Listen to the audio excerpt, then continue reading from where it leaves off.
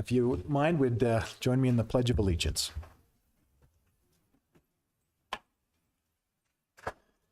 Allegiance to the flag of the United States of America and to the republic for which it stands, one nation under God, indivisible, with liberty and justice for all.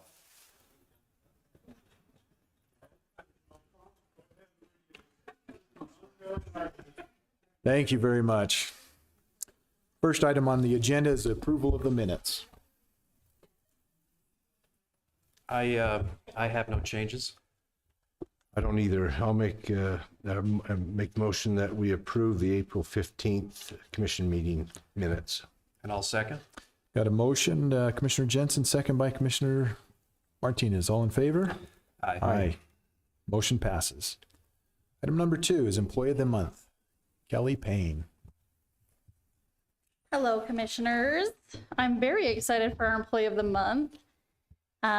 Christy Wilson, who's employed with our recreation or circuit, has been employed since November of 2018.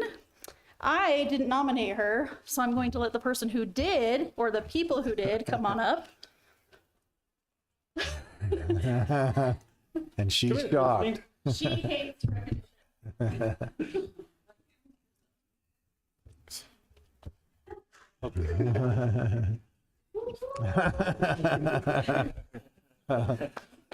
So Jared, you'll find out that I like to nominate several people. I think it's very important that we nominate people within so you can all see what they're doing as well. Thank you. So this is what I said to Kelly, and I'm a boo, so I'll try to get through it. Bill, Chad, and myself would like to formally nominate Christy Wilson for Employee of the Month. Christy is an incredibly hard worker and consistently goes above and beyond in everything she does. She is always professional, dependable, and a pleasure to work with. Her communication is excellent, and she works seamlessly with everyone on the team. What truly sets Christy apart is her attitude toward the job. There is no task too big or too small for her, whether it's helping run events, supporting day-to-day operations, or even cleaning toilets, which we were going to have a photograph. Somebody decided to put a fish in a toilet at the fish pond, but we couldn't get it done. She approaches everything with the same level of commitment and pride in her work. She never hesitates to step in where she's needed and always does so with a positive can-do attitude. Christy's work ethic, teamwork, and reliability make a real difference every day, and our organization is better because of her. We have all shared laughs, hugs, and tears together. She is always a listening ear, comedic relief, and just someone you trust. We believe she is more than deserving of this recognition. Thank you.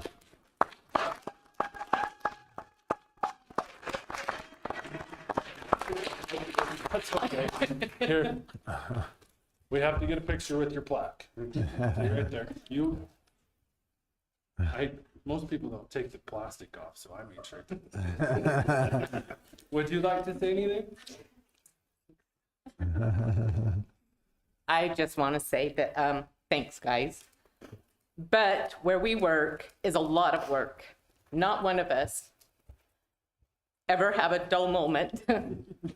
And we all work together as such a great team. And actually, everybody deserves to be Employee of the Month there because we all work hard and we all work together and we all have fun. Well done. Thank you.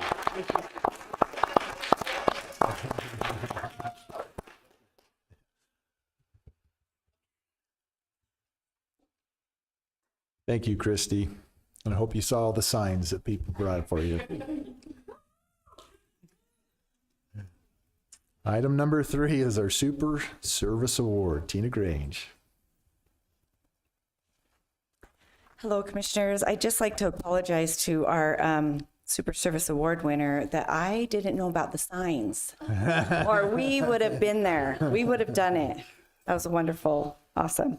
Let's start off by reading the nomination. Isabel Vega is a great asset to the Helper Museum. She greets guests when they enter and shares her knowledge and local history of the county, the city of Helper, and the museum building. Isabel helps curate and is instrumental in displaying items and history that has been donated to the Helper Museum. Born and raised locally, Isabel is a wealth of knowledge about historic mining communities in East Carbon, Helper, Kenilworth, and Spring Canyon. With such minimal staff, Isabel greets does great work at the gift shop and cleans all 4 floors of the Helper Museum, making sure all guests have a pleasurable experience when they visit the Historic Helper Museum. So I'm happy to present this award to Isabel Vega with the Helper Museum.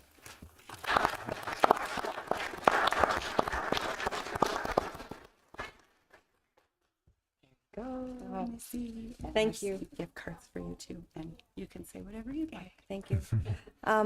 The Helping Museum is awesome, and I couldn't have done it without my co-workers and the coordinator. I did learn a lot of history from Mr. Jukes. We lost him a couple of years ago. He would have been 100 and some years old.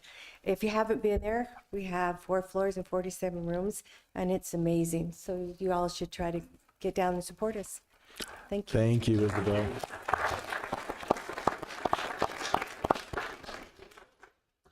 Yes, we were there just a couple of weeks ago. It was a beautiful, beautiful museum, and there's a lot of hard work put into there. Thank you, Isabel. Item number 4 is consideration possible adoption of the proclamation by the Carbon County Commission proclaiming the week of May 31st, 2026 to June 6th of 2026 as Western Week in Carbon County in support of the Black Diamond Rodeo. Kourtney Cox. Good afternoon, Commissioners. So I'd like to take a quick moment to introduce 2 young women before we get started who will be representing the Black Diamond Rodeo and our community over the next year. Our 2026 and 2027 Queen, Isabel Izzy Jensen, and our first attendant is Grace Kelly. So this past Saturday, Izzy and Grace competed alongside other contestants in a process focused on horsemanship, communication, and representing Carbon County. Over the next year, you'll see them out in the community at events and at our rodeo and other places around Carbon County.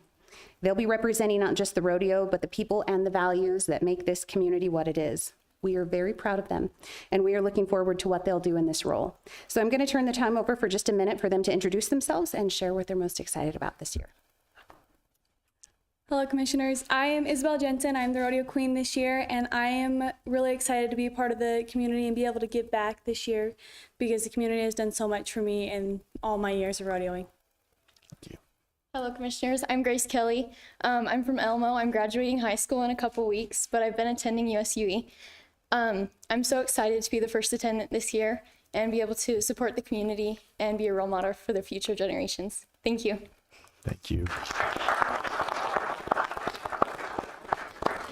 Okay, so as we bring forward this proclamation today, I wanted to briefly share with you guys how we got here. So in December, I began researching the origins of the Black Diamond Rodeo. We had some ideas, but we weren't quite sure where it really got its start. I found a newspaper clipping from 1961 by a gentleman, Don Butler, who does some deep diving into old newspaper articles, and this article mentioned the Black Diamond Rodeo.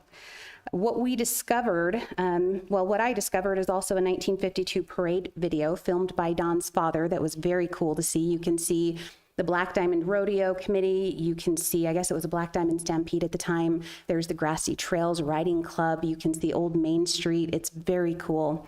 So I reached out to Mr. Butler, and he started researching some historical newspaper archives. And through those archives that he pulled, we were able to piece together the history of the rodeo.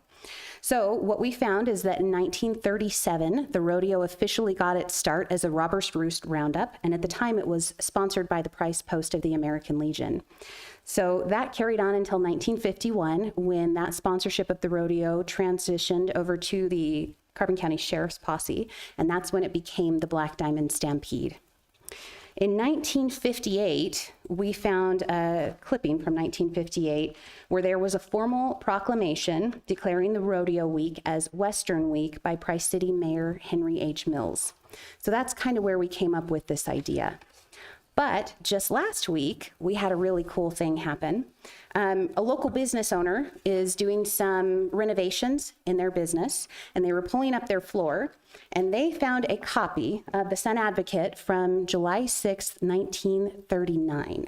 And it talks about the Robber's Roost Roundup. This newspaper is showcasing the rodeo. All of these articles on the front are about the rodeo coming up, which, I mean, talk about timing. That was really incredible to have this come in. But There's also something on here, an article that talks about a kangaroo court, which I had to look up because I had not heard of this. And it mentions that this kangaroo court was kind of a lighthearted group of people that were going around, and they were noticing people who were not wearing Western attire during what they referred to as Western Homecoming Week. They were encouraging them to join in, kind of calling them out and encouraging them to join in.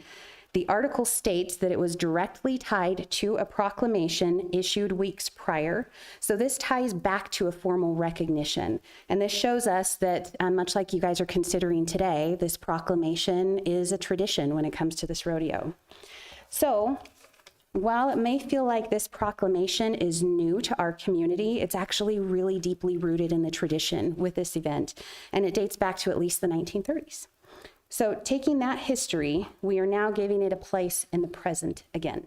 So with that, I'm really proud to bring forward this proclamation declaring the week of the rodeo Western Week for your consideration. Thank you, Kourtney. Yeah. Anybody from the rodeo committee want to join me up here? Since you guys are sitting in the crowd. Yeah, come on.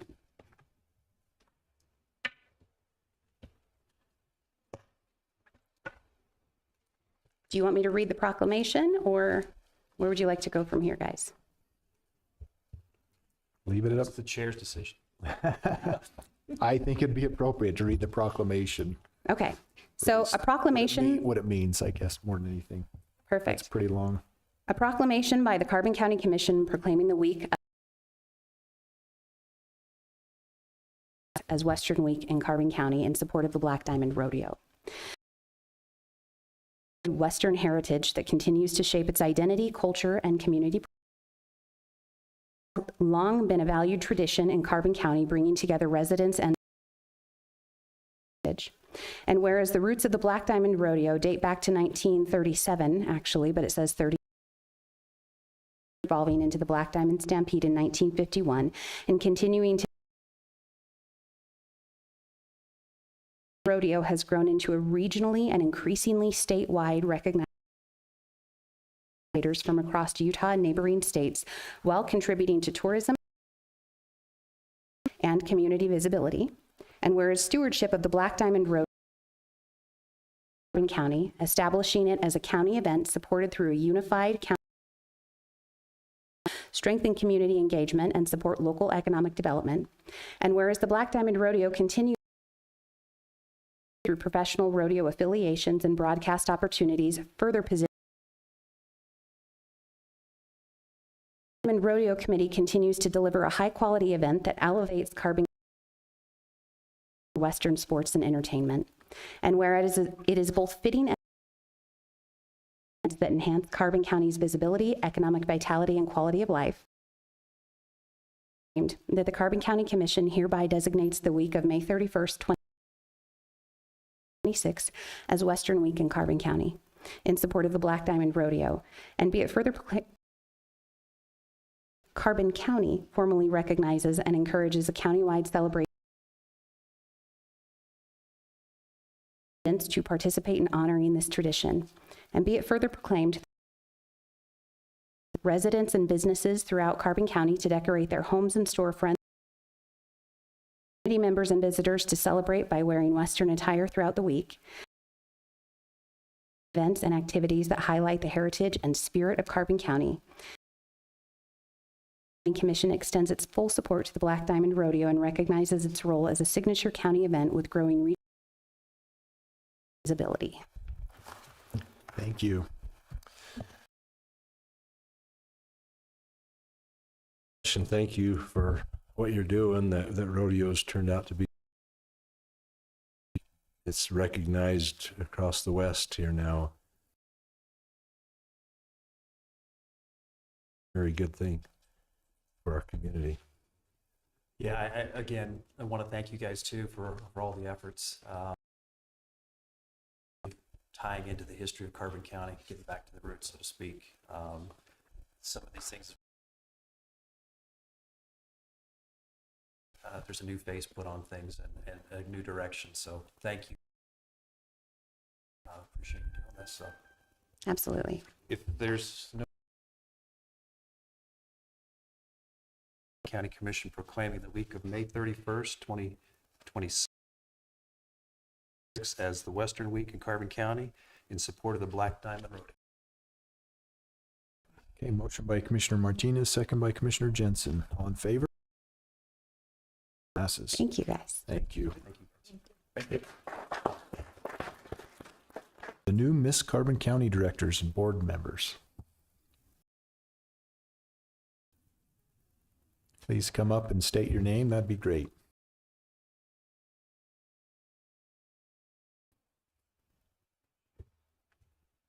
It appears they have a junior. You guys are starting them off young. Right? Hello, commissioners. We are focused on helping young women develop confidence, leadership, and commitment to community service.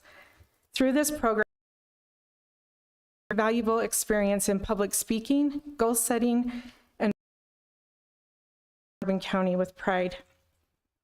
We are excited to share that this partnership provides our contestants with expanded the ability to compete at the state level, all while continuing. This program would not be possible without our dedication. These individuals generously give their time, organize the program, mentor participants.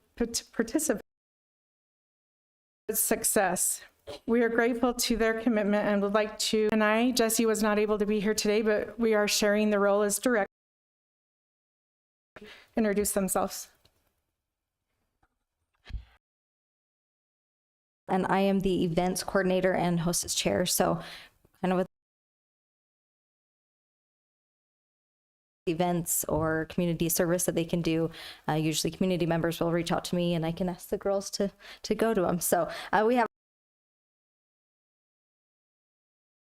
So thank you guys for your efforts in that. But yeah, Brynlee Duncan also was not able to be here. She is our working with more so the business community members and. Hello, I'm Madison,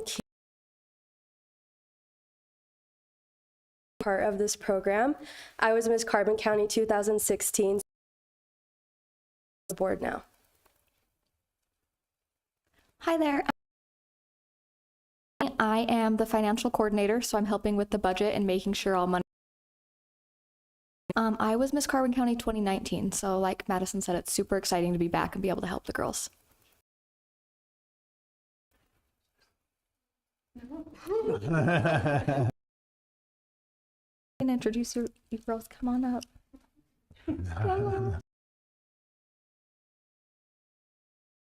I'm Leah Haycock, Junior Miss Carbon County. Miss Carbon County. Hi, I'm Iona Lee, Miss Teen Carbon County second attendant.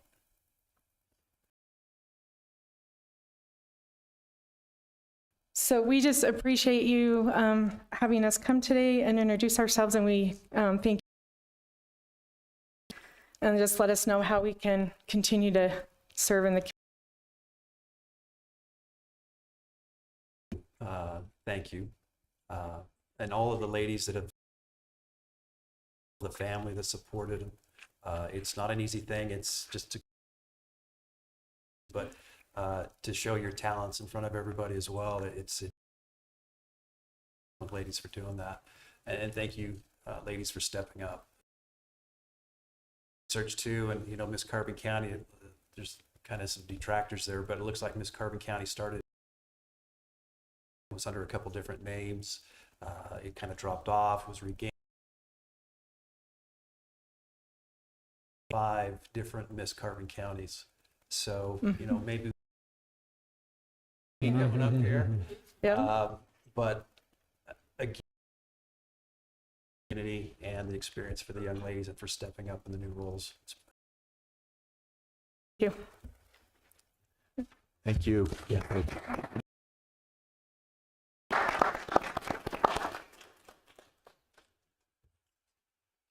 Appreciate 6 is ratification of the application for the Emergency Wasteland Resource Conservation Service. Larry, you. The federal government offers assistance when there's the Carbonville area was flooded last year. After the flooding event, we engaged with. They brought. It took quite a while to get action from them because ocean and the NRCS budget was cut, and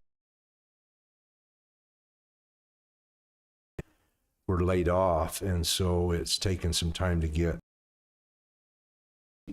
We have that now in place. There's funding. A fairly large project in there. Government has authorized $1,898,000, as well as it requires a match of 25% of that, $39,000 for this project. The next process would be to hire an engineering firm. In our last 3 engineering firms turned proposals in, and the firm of Johansson Tuttle Engineering been awarded that, and we will engage with them as soon as we have all the paperwork is in. So this will portions of the work that will occur, they're upstream of the canyons, that will help hold some of the storm. Really, after the storm event occurs and the flooding is over, then that water is released into the drainage. So that's what this is about. The contract was signed earlier. So today we're just ratifying the signature that's already been. I would just like to you've got a lot of knowledge about the community. And again, just taking the lead, the initiative to kind of work through with Justin on this and getting this resolved. And I would go ahead and make a motion if there's no further conversation that. Second by Commissioner Jensen. All in favor? Aye. Aye. Motion. $0.5 million benefit for $51,000 that the county has to put up. I think it's a good investment. Item number 7, consideration from RR-2.5 to RR-02-1956-0 for Kevin Callahan, Todd Thorne.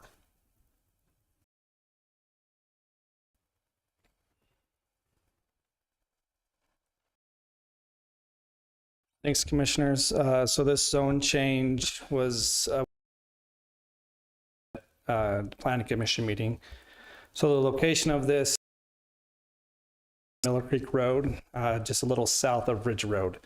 So it's about 30 acres, the current zoning. So he wants to do 7 lots with the lot width is 160 feet, and with the 1 acre do 7 lots instead of 6. He just wants to front all those lots along Lower Miller Creek. He's not going to do anything else inside. I have one comment from the public last night. They were concerned about overutilized as it is now, and additional traffic. 14 more cars isn't going to overwhelm the current. The other one we talked about was there is a corner of it and then kind of goes out through the southeast corner.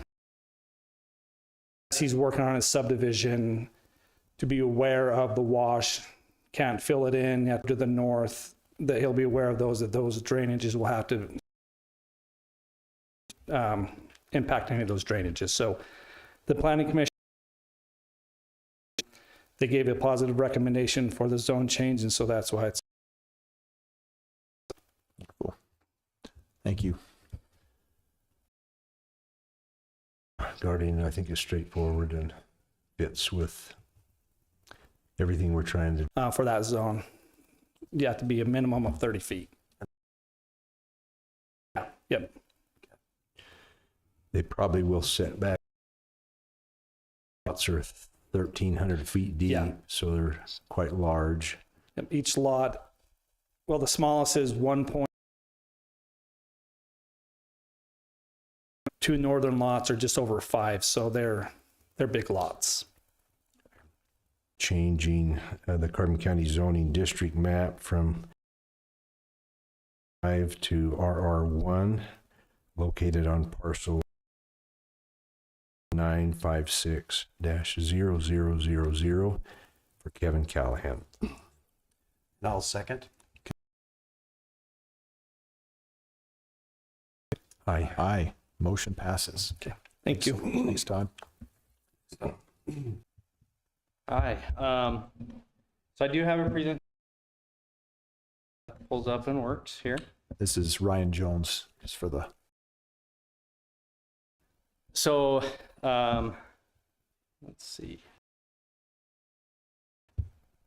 I don't see it doing anything. Gotta get the project. So I'll just introduce myself. I'm Ryan Jones. I work for the Utah Department of Utah, so I cover Carbon, Emery, Grand, and San Juan counties, which districts. So Grand Conservation District, Price River, San Rafael, Green River, and San Juan. So facilitate conservation projects with the conservation districts. It's on the mountain where we spray weeds and things like that. So Conservation District Board, unfortunately none of them were able to and working, so I gave him a pass today. Who I'm sure you all know is our chairman. Jake Pressett is the vice chair, is a treasurer, and Cale Cotner and Scott Thane. So I just wanted to update you on some of the projects that the conservation. I'll touch on a few of these projects. As you can see, that they've been working on. Most of them are in process, and hopefully some more projects coming up. So in the last 3 years, we've completed projects. One of the big ones that the conservation Mud Creek Musk project. So what this is a removal project on Mud Creek.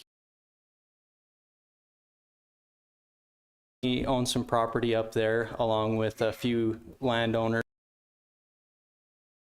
where a few years ago we went in and we noticed that monoculture with musk thistle, that's about the only thing that was growing. Working with the Conservation District and Department, we've applied for funding through Invasive Species Mitigation Grant, and we received funding. Let's see, 1, 2, 3, 5, 6 different times. And I'll just skip ahead.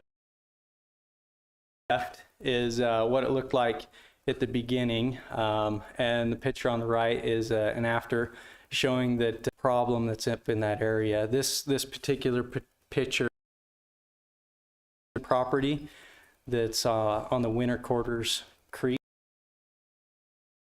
just south of town, and great landowners to work with up there. as well as the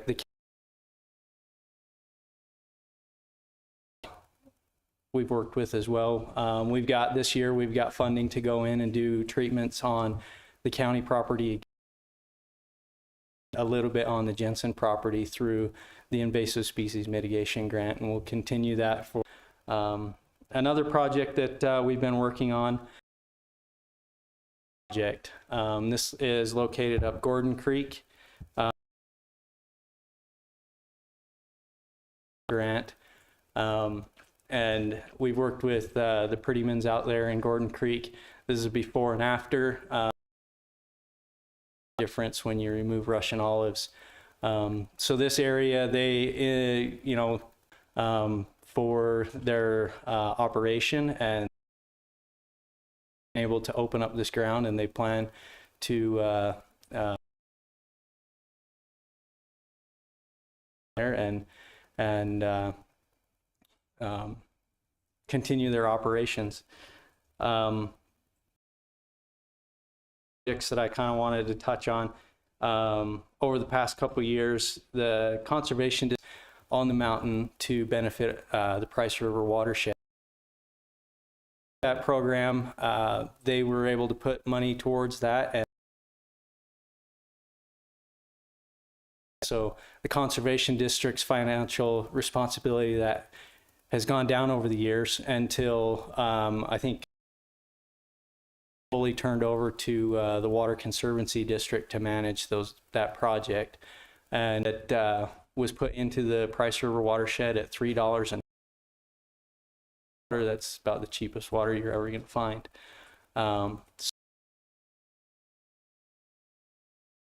Definitely involved with projects, and over the past 3 years, they've been able to put $583,000 working off of a very limited budget each year. The Conservation District gets $11,000.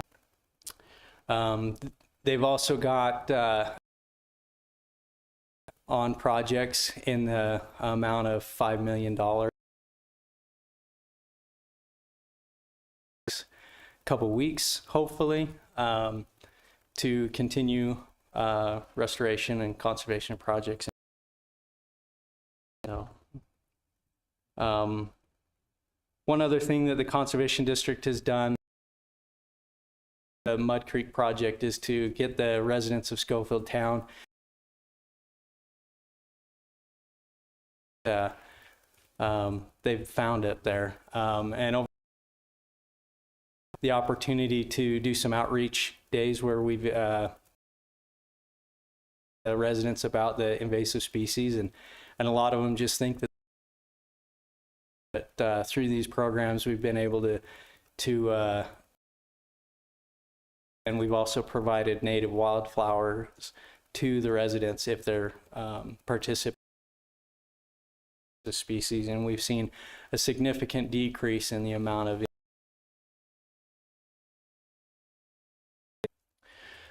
Another big focus of the Conservation District is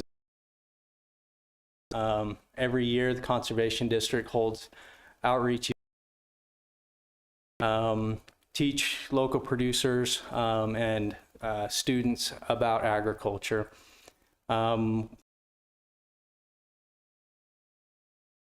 Invite elementary schools in the Carbon County area to participate in a conservation out to, we actually do it in Emery County, where we partner with the Forest Service and the Division of Natural Resources, and the Conservation District hosts erosion trailer, where we teach the kids about water cycles and erosion and the importance of taking day doing that. And we had 85 something students from Carbon County come, and this is a picture of the erosion trailer with some students learning about erosion. The projects that they do is soil health field days, tours, and drought meetings.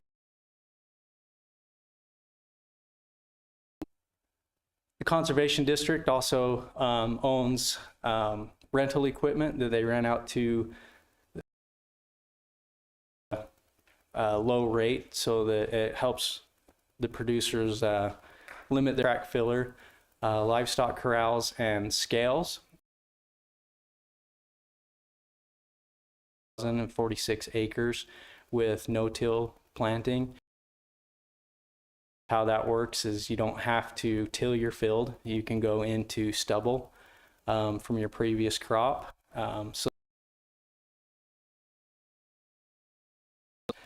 And so that's our machines just to plant their fields every year.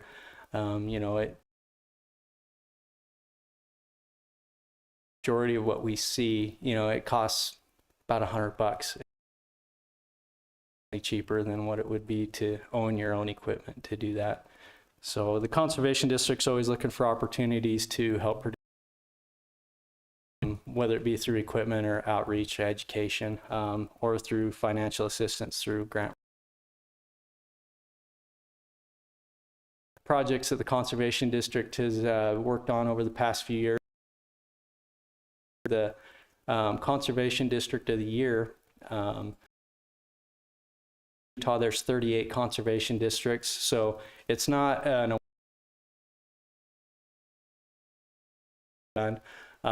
the Kel Cotner was able to attend the meeting that we presented this award at, and he accepted. So always when they're working on projects and they want to see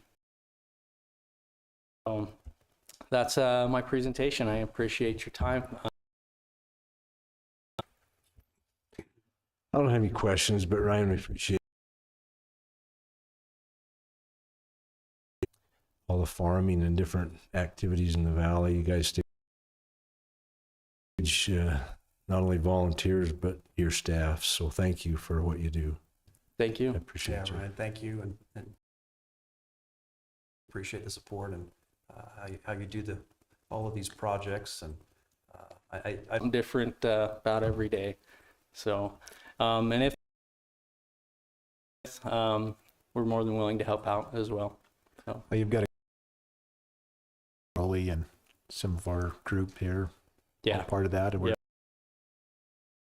we enjoy working with the weed department and the projects. So. Okay. Well done. Thank you. Thank you. Jay Critchlow for tax parcel number 02-18000. Maybe I could, so I don't think anybody be aware of the issues with our taxes, loss of the mining industry and the power plant industry, and the value put forward for years in doing everything possible to try to identify the types of industries that potentially here, so that we don't have to rely wholly on that are now closed, or the coal mine industry that's continues to phase that come in and meet with Shani and ARC that need rail service. And the valley here is very limited on where rail service could be built, with the river and topography. It's just very limited, but there's an area along a perfect area for these types of industry. And with that in mind, a year ago, the county purchased and Peggy Campbell. That is along. We have one company currently under lease along the rail on additional properties. So that we have worked with now for over a year, agreements to purchase those properties as well. Properties now would give the county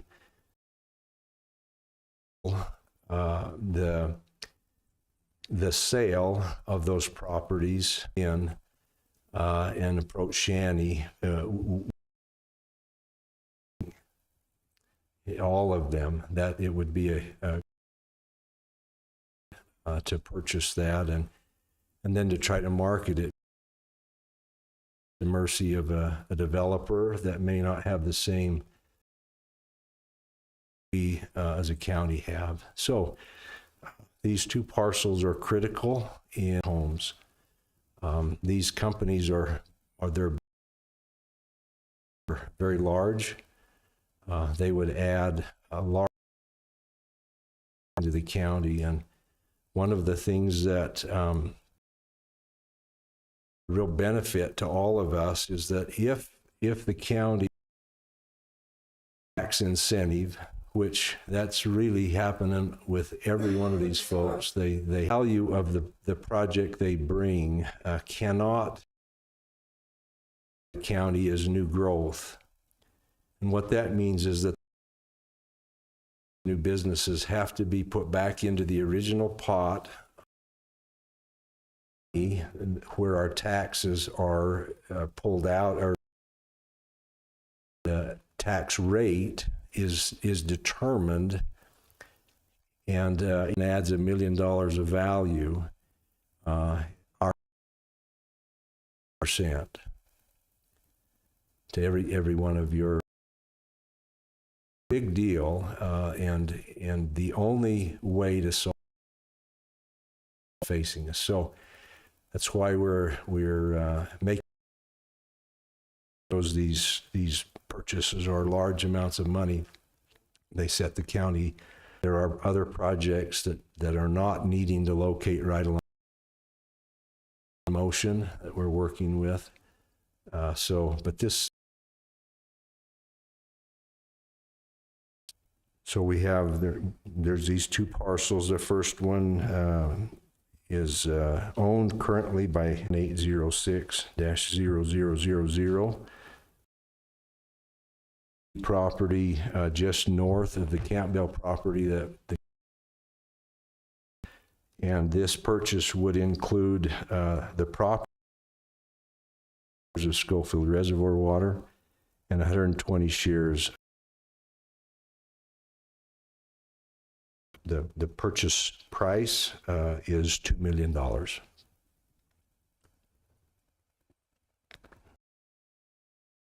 Commissioner, appreciate that explanation. I would just like to say, contrary to surrounding counties, which might be a little bit difficult, but this is the path that we've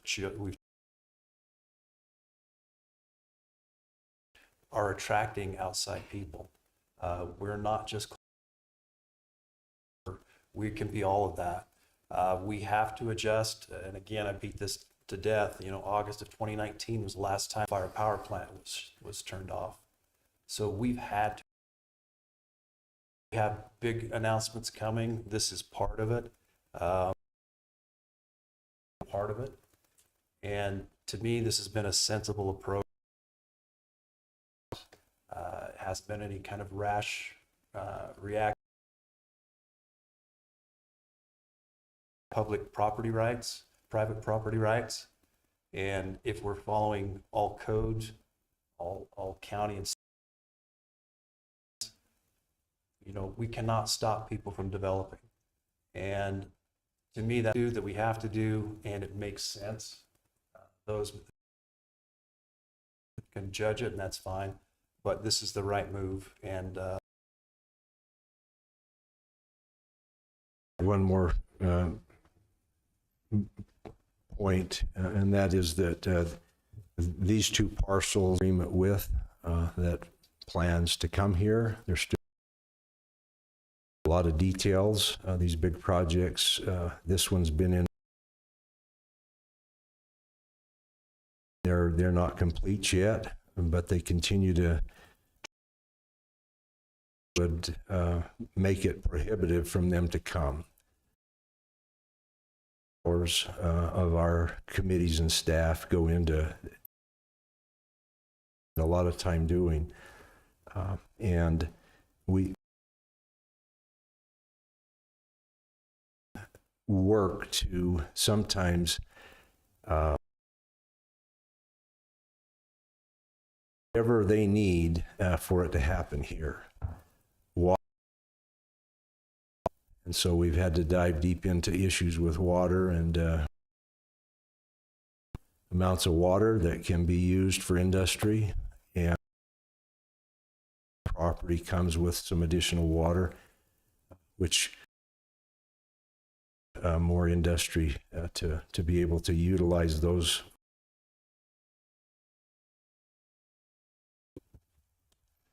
I don't have anything else. Well said. Thank you. Why we're doing this, as you said, is for diversity. And diverse your economy, the better your portfolio. Important. The second item is that those diverse jobs that and options for our children and grandchildren. Valuable resource. Thank you. One more thing too, there's some of these industries that are coming good wages. So it's a real bonus.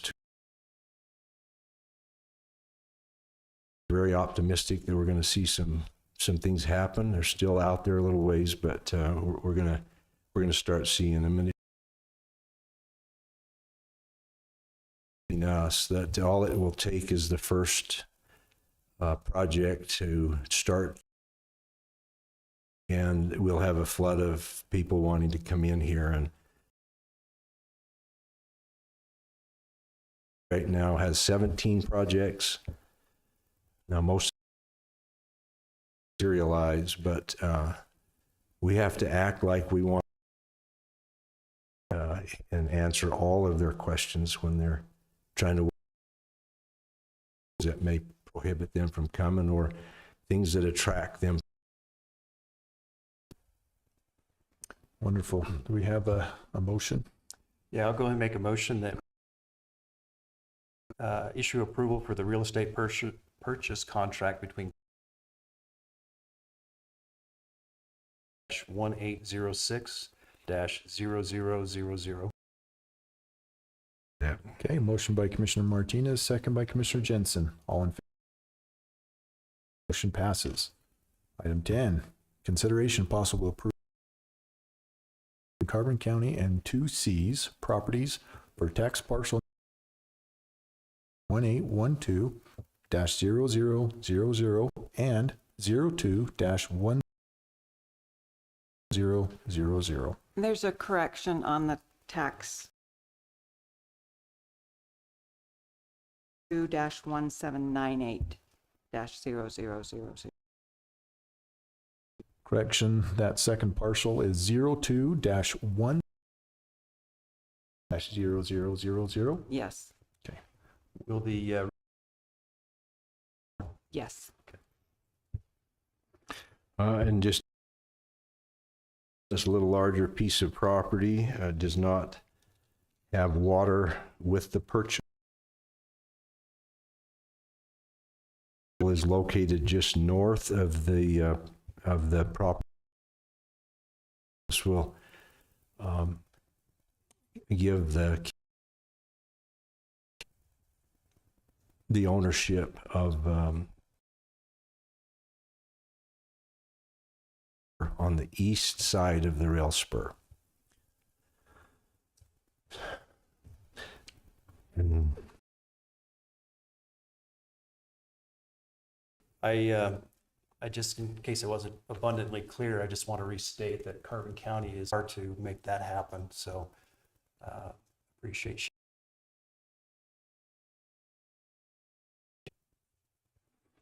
you. And maybe another thing, so we've been extremely careful with money. every dime we have, we put into economic development. Dollars will come back with a profit. So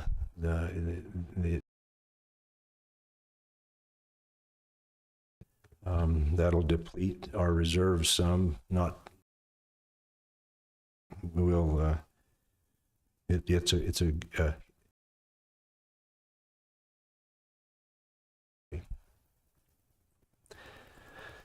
another. Approve the real estate purchase contract between Carbon County and 2C's Properties for tax parcel number 0200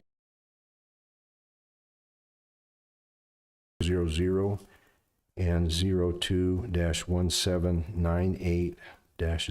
Motion to adjourn. You're adjourned. Thank you.